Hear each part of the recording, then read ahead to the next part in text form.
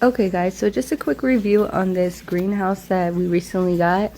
It's been so hot in Texas and we thought this would be a great idea for our plants because our plants keep dying because of too much sun. So all the poles are labeled, and then you have your rope and then your racks as well. So we started to put it together. It worked out pretty well. These are the racks. On each side it had a rack. There's also bigger ones if you choose to get bigger ones.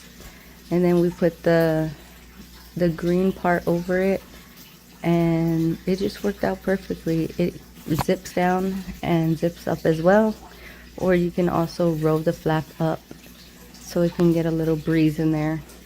I recommend keeping the greenhouse open because sometimes it gets too hot in there, but we love it and we highly recommend you guys to go out and get one of these as well.